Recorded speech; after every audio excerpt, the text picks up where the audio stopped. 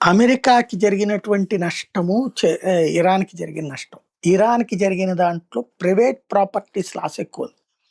Public properties లాస్‌లో పైపైన భవనాలు తప్ప గ్రౌండ్ లెవెల్‌లో వాటికి బానే ఉన్నాయి. కానీ ఓవరాల్‌గా మౌలిక వస్తువులు ఇప్పుడు అమెరికా ధ్వంసం చేసిన మౌలిక వస్తువులు మొత్తం చూసుకుంటే, మళ్ళీ కోలుకోవడానికి కనీసం 30, 40 ఏళ్ళు పడతది. అది కూడా ఆయిల్ మీద ఆంక్షలు లేకపోతే. ఇప్పుడు ఆయిల్ మీద ఆంక్షల్లో ఇరాన్‌ది ఎత్తివేసింది కేంద్రం ఎంతవరకు? కేవలం కొంతవరకే. ఆ మొత్తాన్ని ఎత్తేయలేదు. దాంతో ఆయిల్ పరమైనటువంటిది తప్ప ఇప్పుడు మరొక వ్యాపారం లేదు. ఉట్టి లోపల ఇంటర్నల్‌గా దేశంలో చేసుకుంటే కుదరదు. బయటికి వెళ్లి పనులు చేయగలిగేటటువంటి స్టేజ్ ఉండాలి.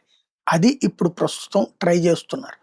ఇటు ప్రభుత్వపు వాదన ఒక రకంగా ఉంటది. అటు వాళ్ళ వాదన మరొక రకంగా ఉంటున్నటువంటి వేళ అమెరికా నష్టమైతే మాత్రం చాలా పెద్ద ఎత్తునే జరిగిందన్నటువంటి లెక్క చెప్తున్నారు. అది హెలికాప్టర్ ధ్వంసం కావడం వల్ల కావచ్చు, యుద్ధ విమానాలు ధ్వంసం కావడం వల్ల కావచ్చు, అంటే F-15 లాంటివి. అన్నిటి వల్ల జరిగిన నష్టం ఇరాన్ కంటే తక్కువే. కానీ అమెరికా చరిత్రలో అతి పెద్దది.